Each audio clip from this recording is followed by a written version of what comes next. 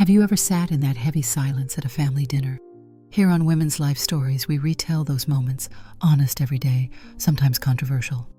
Every story is a mirror. Subscribe, join the conversation, and maybe find a little healing. They called it a system glitch, the kind of phrase that slides off a polished smile. Tiffany said it softly like she was offering a mint. Your past isn't populating, Eleanor. It's probably a timing thing. Behind her, the departure board at O'Hare coughed up another winter delay, Chicago in December, all steam and hurry. Daniel didn't look at me. Go ahead with the kids, he told Tiffany, and his hand moved to the small of her back. Lily's earbuds were in. Noah zipped and unzipped his hoodie, the rhythm of a boy not sure where to put his hands. I can wait by the gate, I said. If it's a timing thing, the boarding pass will show up. My phone screen glared back at me, Apple Wallet, neat as a file cabinet, everything there except the one tile I needed. Tiffany's voice dropped half a key, polite enough for a showroom. We don't want to miss pre-boarding. You know how overhead space gets? We'll hold seats. She touched my arm the way you touch a stranger in a crowded pew, lightly without leaving a mark. The red flags didn't start at the airport. They started 2 months ago over pot roast in my yellow kitchen in Oak Park, when Daniel said casual as weather, Christmas in Italy, Mom. Rome and maybe Florence if we can swing it. He measured my face the way he measures clients. I have a ledger brain and a soft heart. One has kept me solvent. The other has kept me busy. When Tiffany offered to streamline bookings, I've got the apps, Eleanor let me make it seamless. I handed over what she asked for. Passport photo, known traveler number, my card with the low digits I've had forever. Just until I lock in the fares, she said, and I told myself this was family, not risk. The confirmations never landed. Instead, there were screenshots cropped just shy of a record locator, an Italy prep board of boots and captioned espressos, a shared calendar titled Adults Reset with my name left off. When I asked about seats, Tiffany laughed a sound like new glass. We'll be together, she promised. You focus on warm layers. So I packed. I switched out the batteries in my hearing aid, set my mail on hold, slid an AirTag into the pocket of the suitcase that still smells faintly of cedar from my husband's old closet. I sewed a gray ribbon on the handle because baggage carousels are a test, and I like to pass. At the security lane that morning, Tiffany's manicure flashed as she took everyone's passports in a little fan. Group check-in goes faster, she said. We emptied pockets, performed the airport ballet. By the time my belt was rethreaded, they were already talking about a bakery in Trastevere someone on the internet had sworn by. Now at the gate, Tiffany held her phone at an angle that included me, but didn't offer. I'll text you from the jetway, she said. If the pass appears, ask the agent to scan again. Her smile was a glossy ad for politeness, the kind that says no while appearing to say yes. I looked at Daniel. It's probably nothing, Mom, he said. We'll see you on the plane. The thing about getting older is that the room finally quiets. The part of you that wants to protest, to fix, to beg, in my experience, she runs out of breath. The part that keeps records and reads eyes keeps going. I'll give it 10 minutes, I said. Go on. I watched them walk the stanchion maze, the family we made moving as a unit I had paid to assemble. At the scanner, Tiffany lifted 3 glowing rectangles. The agent waved Lily and Noah through. Daniel followed his hand, hovering like a promise that never touched down. Then the jetway swallowed them the way December swallows light. I waited my 10 minutes and another 5 for good manners. The pass didn't appear. Neither did a real apology. A text arrived from Tiffany. We're seated. Ask for assistance at podium. They'll sort you. I closed the message and breathed in through my scarf. The odor of pretzels, of coffee burnt at the edges of wet wool. Mundane things anchor you when other things tilt. I walked to the podium and asked the agent to check the reservation using my name, my email, my card's last 4. She typed. Her screen reflected in her glasses. I don't see a ticketed segment for you today, ma'am, she said. Do you have a confirmation code? I did not. I had screenshots. I had trust. Would you like to speak with a supervisor? She asked. I thought of Lily's earbuds, Noah's zipper, Daniel's eyes darting like fish in a cloudy tank. No, I said. Thank you for looking. Outside the taxi line was a braid of parkas and impatience. The lake wind knifed between the terminals and found the seam at my collar. I climbed into a cab and gave the driver my address. We rode in that big, comfortable Chicago quiet where newscasters talked to themselves from the dashboard. Salt hissed under the tires. The skyline kept its distance. Home has a way of holding you by the elbows and setting you gently down. I shook the snow from my boots, hung my coat, filled the kettle. The kitchen window framed the alley garbage cans capped in sugar. I took the ledger from the drawer, the one with tabs that make sense only to me, and set it by the laptop. My late husband's fountain pen waited where I left it, blue ink clean as a winter morning. I opened my email. I opened my bank. I opened my breath and let it out slow. What I had, I would verify. What I did not have, I would stop imagining. The kettle sang. I poured. For the first time that day, my hands were warm. The house exhaled and I let it. The kettle quieted and the house settled with it. I moved the laptop closer, slid on my glasses and opened the folders. I keep the way other people keep prayer. Inbox first, subject lines like beads on a string. Benvenuti in Italia, your Vatican private tour, Trenitalia, Italo ticket and seat. Info B&B, Trastevere. Confirmation, Aerolinea, e-ticket receipt. The senders were legitimate. The details were careful. The charges, all of them, had my 4 little numbers trailing like footprints in wet cement. I clicked the airline receipt. Lead passenger, Eleanor Price. Travelers 4. Fare class that comes with champagne you smell before you taste. There was an e-ticket number for each traveler and a 6-letter booking code, the kind you could carve into a barn door and it would still look official. I wrote the code in my ledger, blue ink steady, Alinea Ref V6M9QJ 4, Pax 1218, outbound 1228, return. Hold Music is America's last shared hymn. The airline gave me saxophone versions of songs that never asked for a saxophone. I put the call on speaker and straightened the stack of bills by habit not need. After 12 minutes, a voice arrived. Thank you for holding. This is Marianne in Dallas. How may I assist you today, Marianne? I need to cancel a booking that is in my name and on my card. I gave her the code. I gave her the e-ticket numbers. It's 4 seats to Rome. Okay, Ms. Price, let me pull that up. I do see this reservation. I'm sorry to hear you need to cancel. I want to go over your fare rules with you. She explained penalties like a nurse explains stitches gently, but the needle's still a needle. I listened. I wrote penalty per ticket $300. Carrier credit not applicable due to fare type. Refund to original form, less fees. She verified billing. She verified birth dates. Do you authorize me to proceed with cancellation for all 4 travelers? I do. Keys clicked. Done. You'll receive 4 cancellation emails. Refunds typically post in 5 to 7 business days. Thank you, Marianne. Of course, Miss Price. Anything else I can help you with? No, I said because no was correct. Emails arrive the way snow starts, first a sentence, then a paragraph. I filed them into a folder named with the date. I took another breath and opened the B&B confirmation. Trastevere Via della Luce, 3-room city tax due at check-in, owner hosted Luisa.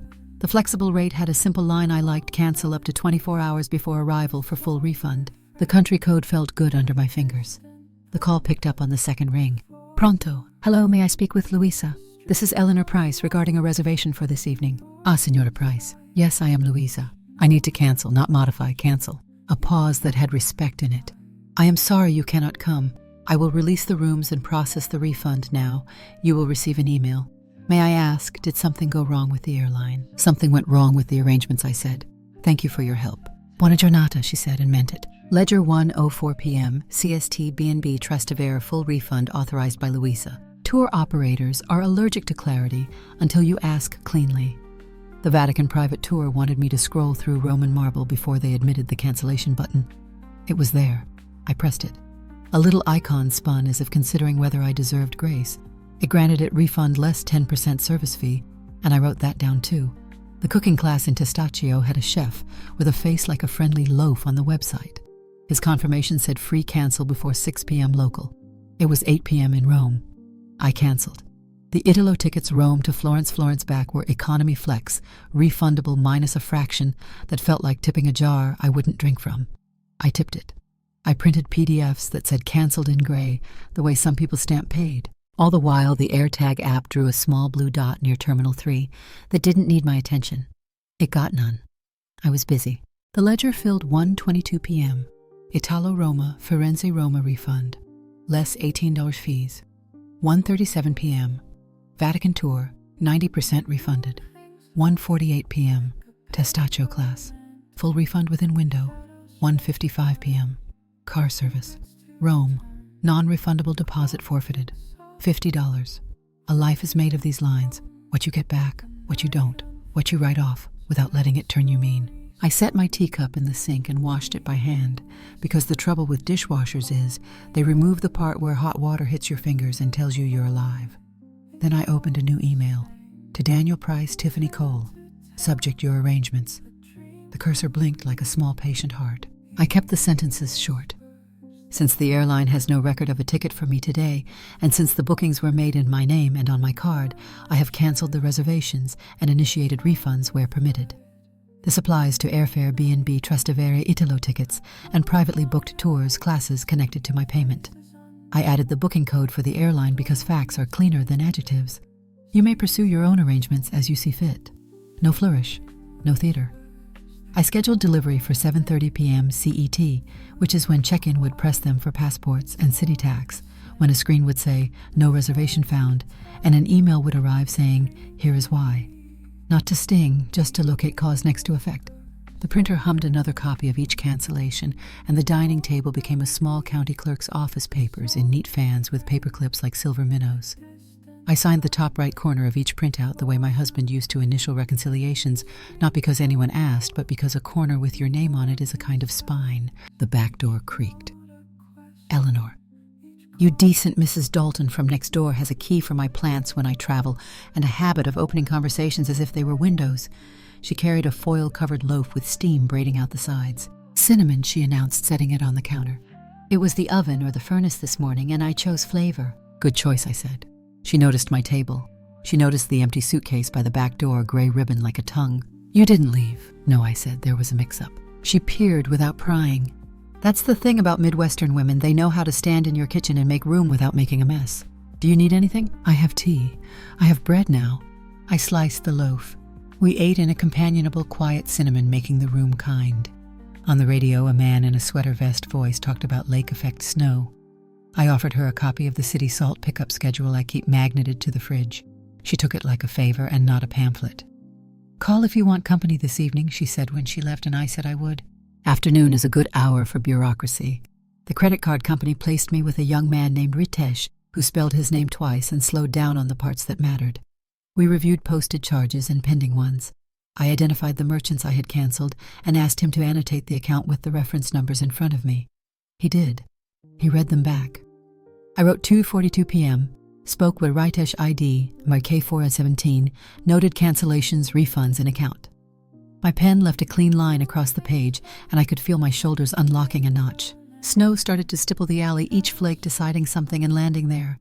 I folded laundry because it had the right weight towels, warm from the dryer, stacked like promises no one had to make. I set a pie crust to rest in the fridge, a habit not a celebration, and punched down dough the way a person persuades air to live somewhere else for a while. The clock moved kindly. The house held the heat. When the first of the cancellation emails hit my inbox, I filed them where their siblings already waited. The timestamps lined up like fence posts: 13:09 CST, 20:09 CET, then 13:23, 13:38, 13:44. I checked each for amounts, ran an eye over the currency conversions, wrote the numbers down. The ledger's right-hand column grew a garden of parentheses, money returning, not all of it enough. At 2:57 p.m., my phone buzzed with a location update from the AirTag I'd tucked into the suitcase. The blue dot had moved off the map of the terminal into the gray space where flight numbers live. I closed the app. Some information exists only to tempt you into feelings you've already chosen not to keep. I browned butter in a skillet and poured it into the bowl where apples waited with sugar and a little lemon. The smell climbed the stairs and did what a smell is supposed to do, remember for you. I rolled the crust, fit it crimped with the back of a fork. The oven door shut with that satisfying cushioned thump that says somebody built it to last. I set the timer and went back to the table. There's a rhythm to order call. Confirm record file, breathe, and once you find it, it carries you like a slow river. I printed a final page, clipped it to the stack, wrote, "Complete for today," at the bottom right. The blue ink sat there even. A long time ago, a supervisor at the clinic taught me to stop working not when the clock tells you to, but when the page makes a kind of sense. The page did. Supper was plain eggs, scrambled soft toast, the first warm slice of cinnamon bread with the butter not quite melting. I washed my plate. I dried it. I set it back in its place. The oven timer sang and the pie came out the color of the house across the alley when the sun slants amber, sure of itself. I left it on the rack. The kitchen smelled like middle school bake sales and Sunday mornings in January. A few minutes before 7:30 p.m. CET, I checked the scheduled email. Its lines were as I left them. I didn't add anything. I didn't need to. I clicked the laptop closed and listened to the heater come on. The vents gave that thin metallic tick that means warm air is on its way. Outside, the alley light snapped on and turned the falling snow into a quiet, private theater. I put the ledger back in its drawer, the pen on top of it, and wiped the crumbs from the table into my palm. The living room held its shape in the early blue dark. I sat for a while, not counting anything, the kind of sitting that remembers how. The house held its quiet like a bowl. Snow ticked against the window screen.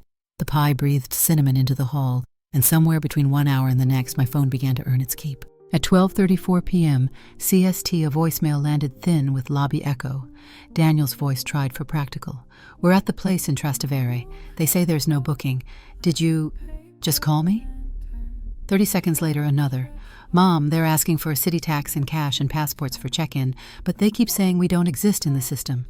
In the background, a bell, a coffee grinder, somebody laughing at a joke not meant for us. I didn't call. The scheduled email would be sitting in their inboxes with its square little sentences and the booking code that had already been undone. I folded a dish towel, then unfolded it and folded it better. At 12:52, Louisa called me. "Senora Price, this is Louisa from the B&B. Yes, I wished to tell you I spoke with your son." I explained the cancellation. He did not understand. "There is rain here. People are wet and impatient." Her English went soft around the corners, but the information was clean. "Thank you for letting me know," I said. "They ask for rooms now. I have none. It is the holidays." She sounded genuinely sorry, the way hosts do when they've run out of kindness that can be converted into beds. "I hope your evening is better than theirs." "Buona serata, Luisa." I wrote her name in the ledger again because it steadied me to see it. By 1:40, texts crowded the screen in choppy bursts. From Daniel, "We found a cheaper hotel near the ring road. Kids are tired. We'll regroup." From Tiffany, "Unbelievable move, Eleanor. Hotels are refusing us because of overbooking and your meddling. We'll invoice you for new costs." From Lily, a number I didn't recognize at first. "We're okay. Mom's mad. Dad's talking to somebody at a counter. It smells like oranges and floor cleaner."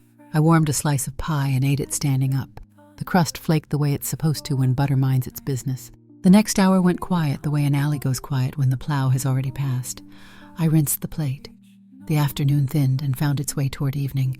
When the phone finally rang again, the number was international, the voice disciplined.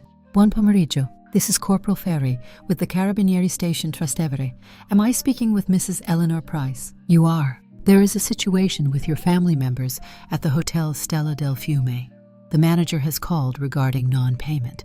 Your son says the reservation arrangements changed unexpectedly. 2 minors are present." It was not dramatic, it was administrative. That helped. "Are the children safe?" I asked. "Yes. They are sitting in the lobby with an employee. It is cold outside and wet. We do not put children outside." He paused just long enough to be human. "The manager would like to resolve the account. He is asking for payment for 1 night and the city tax already incurred. I am willing to pay the base lodging for the children's release from the lobby, not extras, not damages, not transportation." "That is acceptable," he said, as if we were agreeing on the price of a chair. "I can transfer you to the reception." The manager came on, breath heavy with hurry. "Madam, we have 2 rooms cheap." "Yes, but still rooms. Your family checked in 1 hour, then how you say leave quickly. There is minibar open, towels used, city tax owed. We need a card to clear tonight and taxes. Then they can go where they like." "Read me the charges line by line," I said. He did. I recognized the shape of the total 2 rooms at a rate that apologized for itself, city tax at a number I'd already seen on Luisa's site, a minibar line I cut neatly in half. "I will pay the room rate for 1 night and the city tax," I repeated, "not the minibar. They can settle consumables themselves." A long exhale. "Va bene. Card number." I gave it. He read back the amount. I wrote it in the ledger. 3:07 p.m. CST Hotel, Stella del Fiume. 2 rooms, X 1 night, plus city tax paid. He gave me a receipt number and promised the email like a bandage. "Grazie, madam. I will inform the officers." "Please tell them the children are to be allowed to leave the lobby when the charge is clear," I said. "The adults can complete their conversations with you." "Of course." The corporal came back. "This will be finished in a moment, Mrs. Price. For your information, the embassy is not needed." "Thank you for caring for them," I said. "It is our job," he said, and somehow made that sound like a comfort. When the call ended, I stood a while with my hand flat on the table the way you do after steadying a ladder. Snow pressed itself against the glass and stayed. At 3:22, my phone buzzed again. Unknown number, a landline. I picked up. "Grandma," Lily whispered. She was trying smallness as a disguise. I got the desk phone. "Mom has mine. The man with the red tie said I could call you for 1 minute. I'm here. We're okay." Noah's pretending to sleep. He's not. He hates the smell. Dad's talking to a policeman in a hat. "The manager said you paid for the rooms tonight and the taxes. Is that real?" "Yes. You'll be warm and legal." "Okay." Her breath quickened once the way a bird remembers its wings. Mom's saying things about you that aren't nice. She says you humiliated us on purpose. You know why I did what I did, I said. Not a question. She was quiet long enough to get older. I do now. Then softer. Thank you for picking the parts to pay for. Tell Noah to drink something warm if they offer it, I said, because that was the right size for the moment. I will. I have to hang up. I love you. I love you, I said. And she let the receiver find its cradle like a careful hand putting away a glass. The email from the hotel arrived with a PDF that would satisfy any clerk with a stamp. I printed it and clipped it. The ledger line looked calmer now that it had company. At 4:10, Daniel called. I answered because the day had already shown me what it was going to show. Mom, he said. No shape to the word, just a release. Yes, we're clear to leave the lobby. He sounded like someone who had found the floor after a stair miscount. Thank you for paying what you paid. I paid what needed paying. I know. Background Tiffany's voice sharp and busy. The deeper reply of a man who wanted to get through his shift without a story to tell at dinner. She thinks this is a stunt. I'm not interested in her interpretations, I said, which was both true and a way to stay inside my own sentence. I'm going to take the kids to find food. He swallowed. I'll handle the rest. Make sure they eat something warm, I said. There's rain there. He let out a sound that meant he was smiling in spite of himself. There's always rain here. We hung up. Dusk in Chicago makes a good argument for lamps. I turned on the one by the chair and watched the circle it made on the rug. The radio put on a weatherman who sounded like he collected model trains. I cut a square of pie and wrapped it for Mrs. Dalton because a house with cinnamon should share. The messages from Tiffany kept arriving and had teeth. You've made a scene. You've wrecked the kids' trip. Any decent person would fix what she broke. Their punctuation came hard and her spelling never missed. I did not reply. The snow didn't either. An hour later, another call with international bones to it. Mrs. Price, Corporal Ferry again. The matter is closed at the hotel. Thank you, I said. He hesitated. Your granddaughter is polite. She offered to translate when her mother shouted. We do not require children to translate shouting. The manager gave them tea. Please tell him I appreciate the tea, I said. It felt right to put gratitude where it belonged. After I hung up, I set a pot on for soup and pulled a frozen jar of tomato from the back of the freezer. It thawed into the pot the way January knows how to become a room you can stand in. I buttered a piece of cinnamon bread and called it supper because it was. The night skidded forward, 2 more texts from Daniel the first, with a photo of Noah clutching a paper cup and looking sideways at a tiny dog that had wandered into the lobby. The second a simple, we're settled for now. I printed, neither kept both. By 8:15, the blue dot on the AirTag map blinked from a neighborhood I didn't know by name. I closed it out of habit. The ledger stayed on the table, open to the page with Luisa and Stella del Fiume, and a line of numbers that made arithmetic out of a day that would otherwise be only feeling. I washed the saucepan. I dried it, wiped the water out of the pot's rim, where it likes to cling, set it upside down. The heater ticked again. The house had done its part.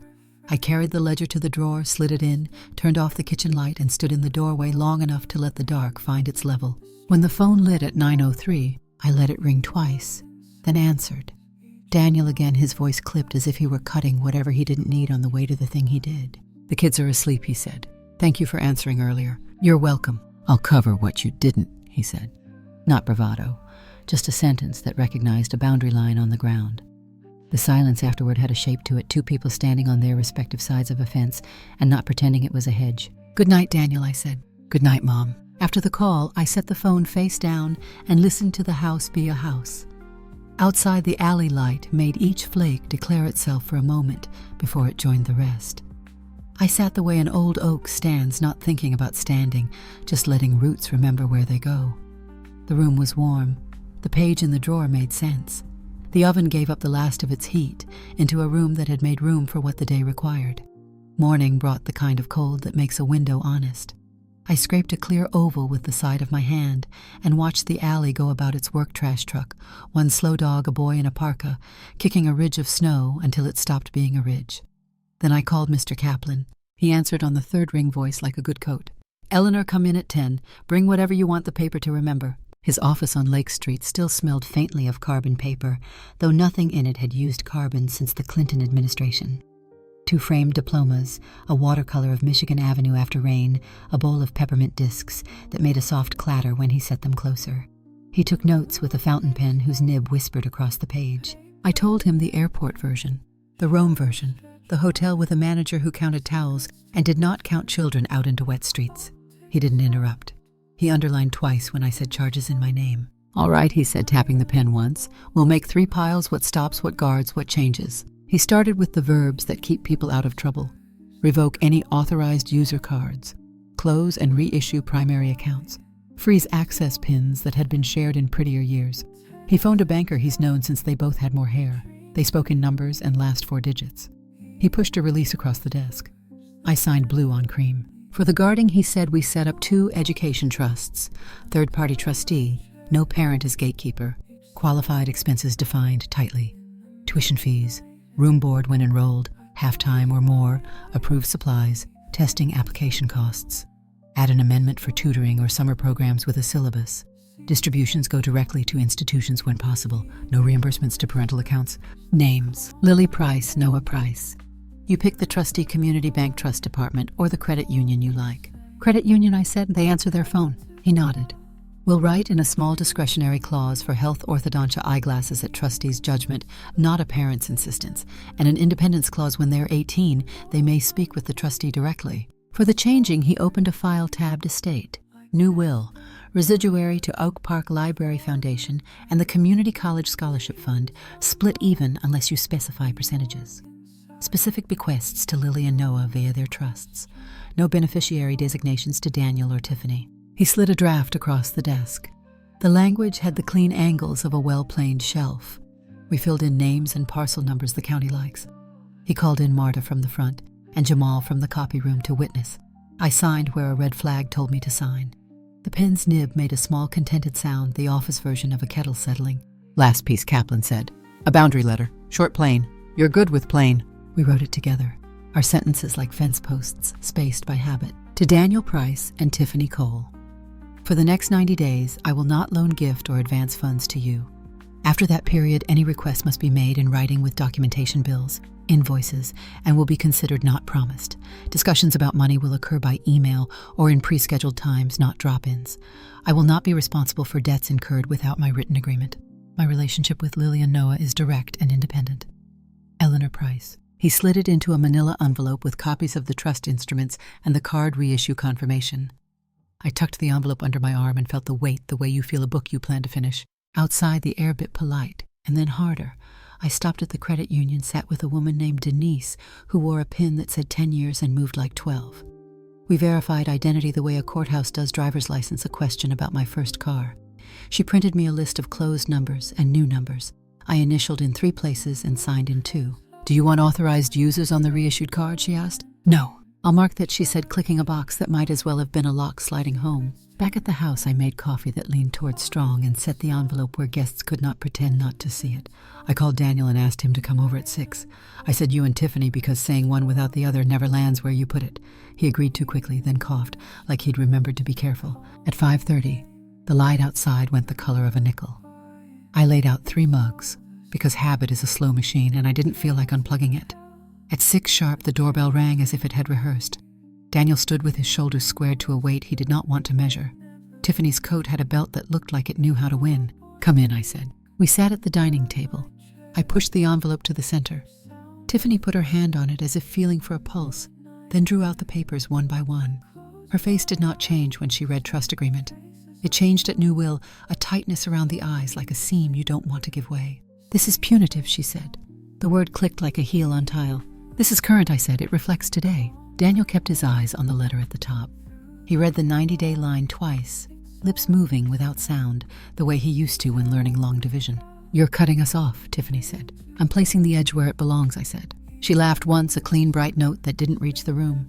You humiliated us in Rome, and now you're formalizing the humiliation. I canceled reservations made in my name. I paid what the hotel required for the children to be allowed to leave a lobby. The rest belongs to you. And you're leaving your money to a library, she said, library, as if it had grown teeth. Yes. Daniel put his hand over the boundary letter and smoothed it. You're saying we can't ask for help for 90 days? You can ask anyone you like, I said. You cannot ask me. He nodded, a small, precise movement. And after that, you want documentation.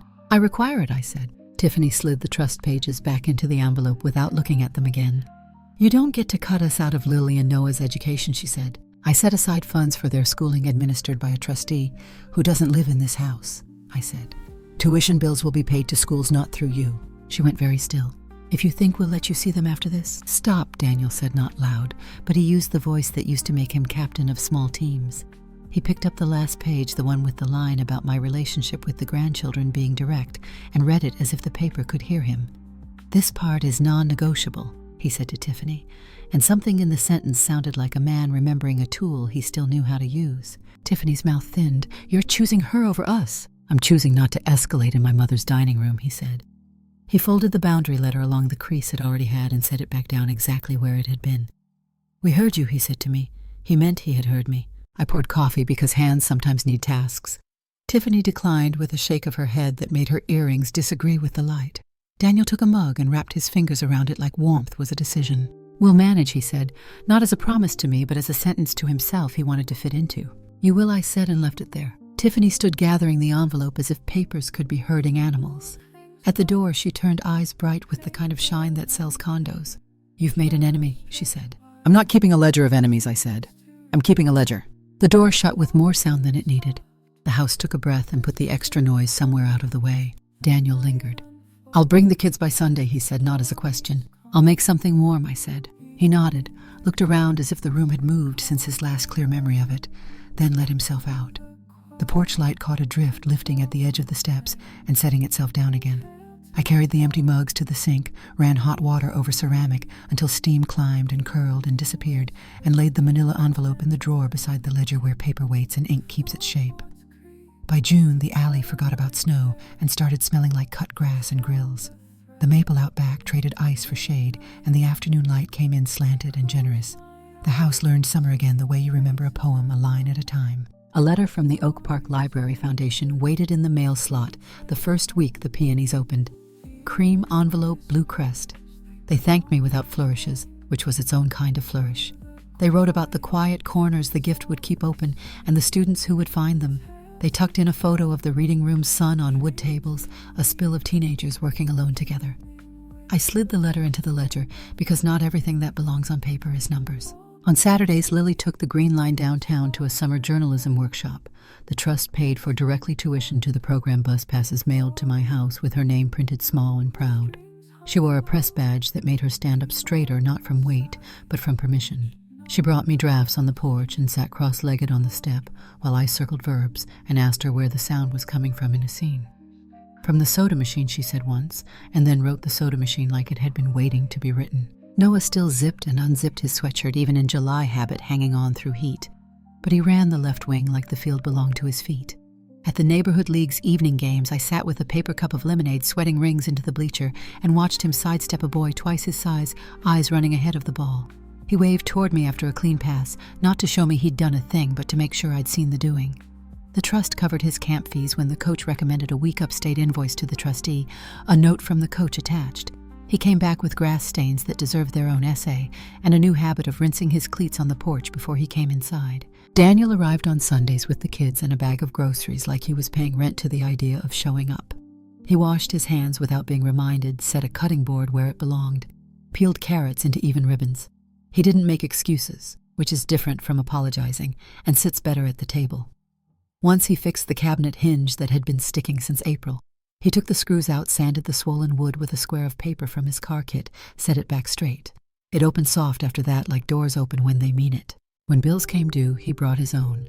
He placed an envelope on the corner of the counter the first time mortgage June paid, written on the outside, as if the ink could make it more true.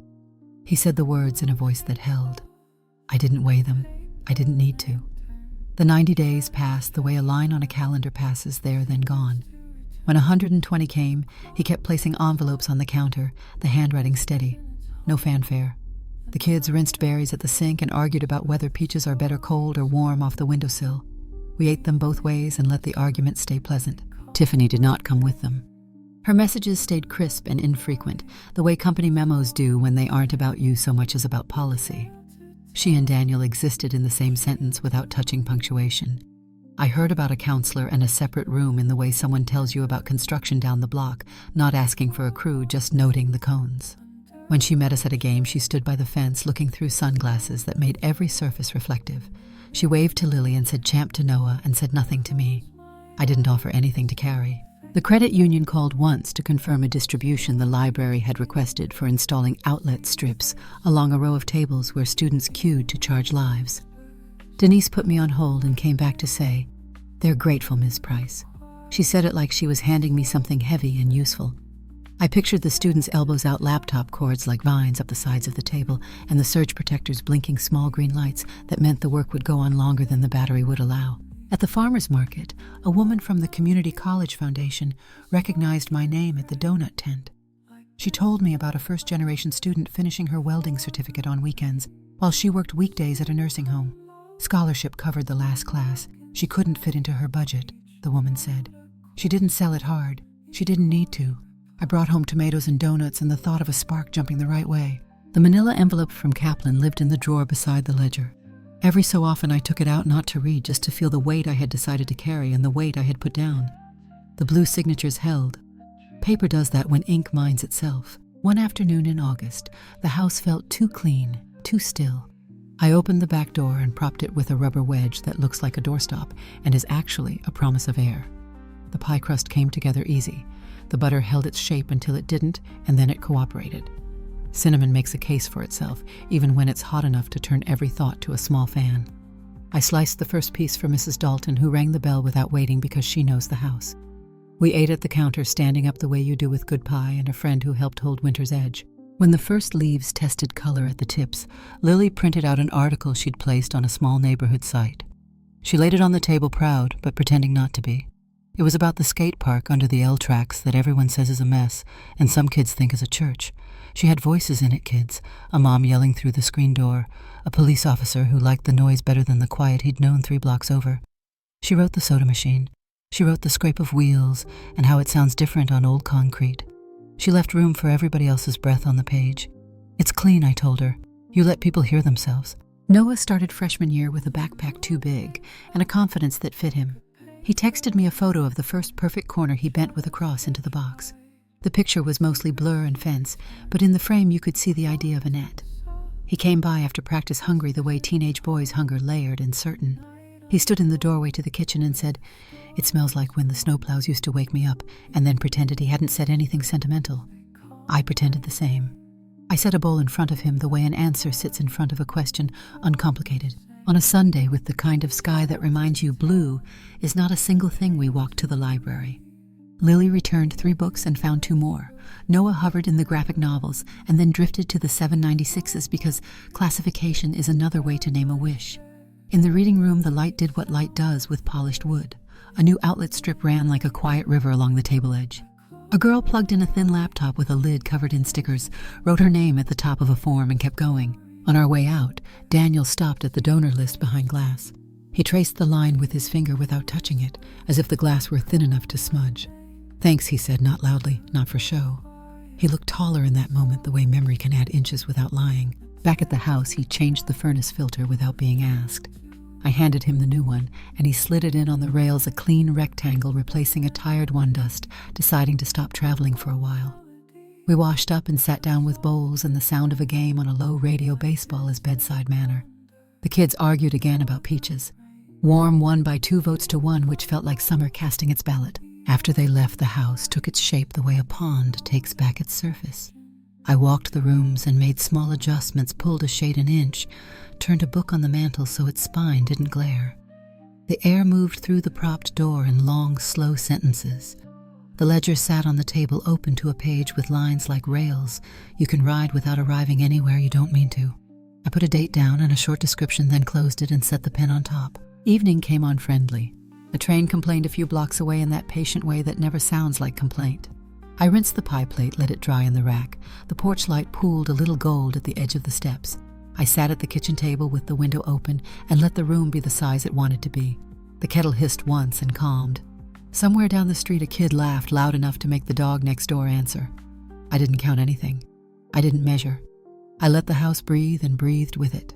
Thank you so much for listening to today's story. If this story resonated with you or made you reflect, I'd love to hear your thoughts, so feel free to share them in the comments below. And don't forget to like, subscribe, and hit the notification bell so you won't miss the next story.